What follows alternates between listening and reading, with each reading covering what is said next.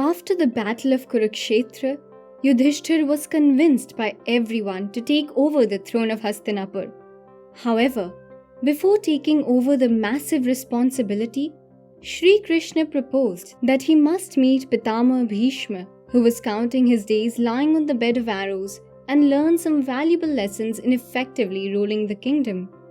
When Pitama told Yudhishthir that as a king, he might face situations when it would be advisable to ally with an enemy, still having the wisdom to not blindly trust such an ally, he narrated this story. Long time ago in a dense forest was a giant tree. The tree was so big that it offered shelter to many animals and birds. At the roots of that tree lived a mouse named Palit. On its branches lived a giant cat named Lomash.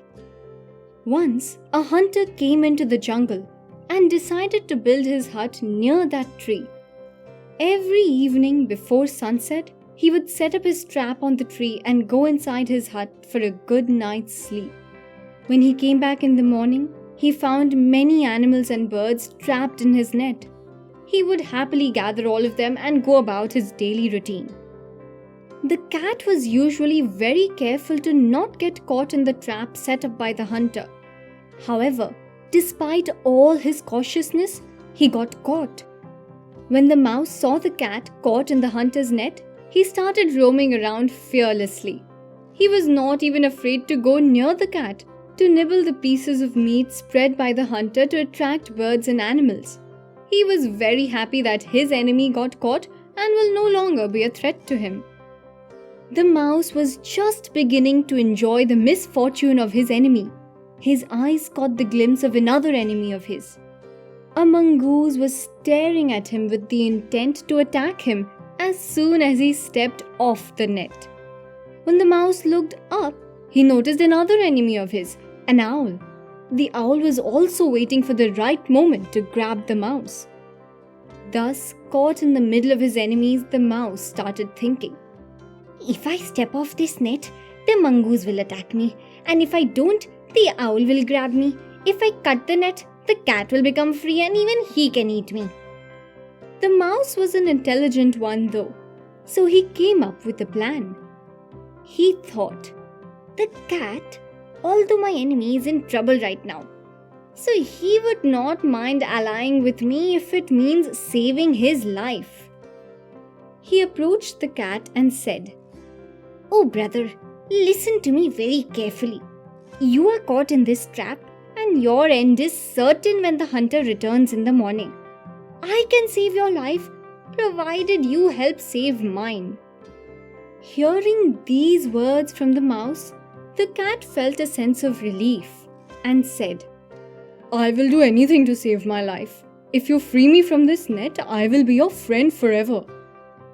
The mouse said, "There is this mongoose on the ground and owl on the tree. Both are waiting to attack me. I promise to cut this net and free you if you hide me under you. As soon as these two are gone, I will cut the trap and free you." The cat had no choice but to agree to the mouse's proposal. He hid the mouse under him. The mongoose and the owl waited for a while and then went their separate ways. As soon as they left, the cat asked the mouse to cut the net and release him from the hunter's trap immediately. The mouse got out from under him and started nibbling the net as slowly as possible. When the cat noticed the mouse moving so slow, he started getting worried. He asked the mouse to move faster, for if the hunter comes before the mouse cuts the net, he is dead for sure. He reminds the mouse about his promise and how he is alive because of his help. The mouse calmly responded, "Oh brother, you do not worry. I will cut the net as soon as the hunter arrives, but before he has the chance to catch you. I am slow because I know if I release you before the hunter comes, you will eat me. However, if the hunter is here posing immediate threat to you, you would prioritize saving your life over killing me." The mouse was very intelligent. He ignored all the sugar-coated words of the cat and kept nibbling the net at his own pace. At sunrise, when the hunter appeared at a distance, the mouse cut the last remaining threads of the net and released the cat. As he predicted, seeing the hunter coming, the cat ran away and climbed the tree. The mouse also ran and hid inside his hole. Thus, despite being surrounded by his powerful enemies, the mouse did not hesitate to offer help to one of his enemies. He yet did not blindly trust his new ally. Instead, he used his intelligence to always remain in control of the situation.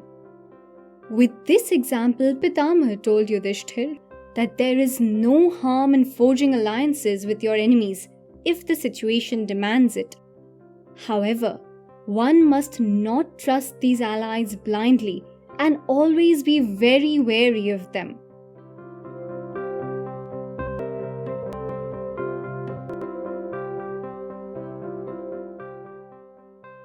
This is a tale from the period of Mahabharata.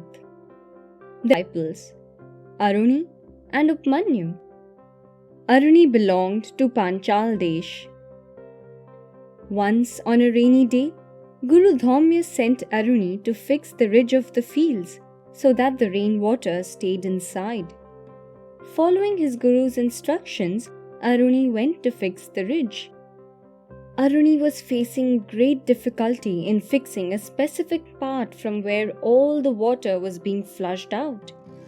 When Aruni could not come up with any solution, he decided to lie on the broken part. Aruni lay on the ridge of the field, thus stopping the water from flowing. When Aruni did not return to the ashram for a long time, Guru Dhaumya asked his disciples about Aruni. The disciples told him that Aruni had gone to mend the broken ridge on the fields as per the Guru's orders. The Guru was worried about Aruni and along with the rest of the disciples went to the field to find him. Guru Dhaumya started calling out Aruni by his name. Upon hearing Acharya's voice, Aruni stood up and came to him and said, "Acharya, I am here. Water was being drained from the field, and when there was no way to stop it, I lay myself down on the ridge. Just heard your voice, so I got up and came here." The Acharya said, "Child, you stood up breaking the ridge of the dam. So from today onwards, your name will be Uddalak." Acharya, looking at Aruni with pity, continued, "Son, I am extremely pleased with the way you have obeyed my command. May you be knowledgeable of all the Vedas and theology." Thus, due to obeying the Guru, Aruni received the gift of knowledge from his teacher. The second disciple of Ayodhamya was named Upmanyu. Acharya entrusted him with the task of grazing the cows of the ashram and caring for them. Upmanyu started grazing the cows according to the Guru's instructions. One day in the evening, the Guru asked Upmanyu, "You are becoming very strong. What do you eat and drink to be this strong?" He said, "Gurudev, I eat by asking for food in the village while grazing cows." Acharya said, "Son, you must not eat from the alms like this without taking permission from me." He obeyed his Acharya, and all the food from the alms that he received while grazing the cows throughout the day, he would surrender at the feet of Acharya, and the Acharya would keep it all and not give anything to Upmanyu. One day, when the cows grazed and returned to the ashram, Guru Dhaumya asked, "Son, I keep all your alms. What do you eat now?" Upmanyu said, "Guru, I ask for alms again after offering alms to you and eat the same." The Guru said, "Son, it is not a good thing to ask for alms twice. By doing this, you are creating obstacles in the lives of others who depend on alms." Upmanyu obeyed the Guru and went back to his routine. A few days later, the Guru called him again and asked, "Son, now you don't have alms to eat. Then how do you work?"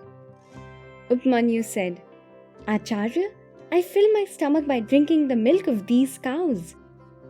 Acharya Dhaumya told Upmanyu, It is not appropriate to drink cow's milk without my permission. The next day, when Upmanyu grazed the cows and returned to the ashram, the Guru asked him again, Disciple, now how do you fill your stomach? Upon this, Upmanyu told the Guru, Acharya, when the calves of the cows drink milk, whatever falls out of their mouth, I drink the same.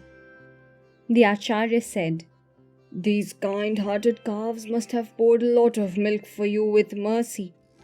Thus you are hindering their livelihood. You should not do this.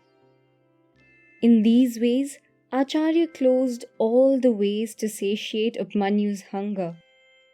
Upmanyu then started eating leaves to satisfy his hunger, but eating ark leaves he became blind and fell into a well while wandering in the forest.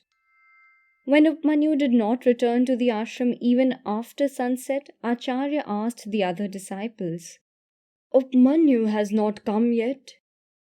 The disciples said, Lord, he had gone to graze the cows according to our knowledge, but has not returned yet.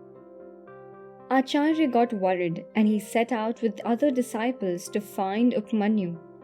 In the forest, Guru Dhaumya and all the disciples started loudly calling Upmanyu's name. Hearing his voice, Upmanyu, who fell into the well, said, Gurudev, I'm here, inside the well. Acharya wondered, How did you fall in this well? He told Gurudev about losing his eyesight by eating muddy leaves as he was hungry. Acharya said, You worship the Ashwini Kumars, the physicians of the gods. They will fix your eyes. By obeying the Guru, Upmanyu prayed to the Ashwini Kumars. On hearing the prayer of Upmanyu, the Ashwini Kumars came there and gave him a pua, saying, You eat this pua, it will cure your eyes. Upmanyu said, Lord, I cannot eat this pua without offering it to my Guru. Ashwini Kumars explained to him, Son, your Gurudev had also worshipped us before, and then he had eaten our given pua without offering it to his Guru. You too can eat this pua. Upmanyu said, Dev, you are right, but still, I cannot eat this pua without offering it to my Guru.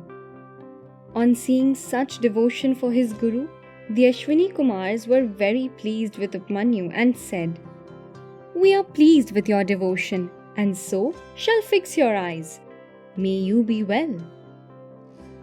Thus, after regaining his eyesight, Upmanyu took leave from the Ashwini Kumars and reached the ashram, and described to Guru Dhaumya the entire incident in detail. The Guru was very pleased with the devotion of Upmanyu and said, Son, according to Ashwini Kumar's statement, you will be well, and you will become knowledgeable in all the Vedas and scriptures. Thus, Upmanyu received the blessings of knowledge from his Guru in return for his devotion.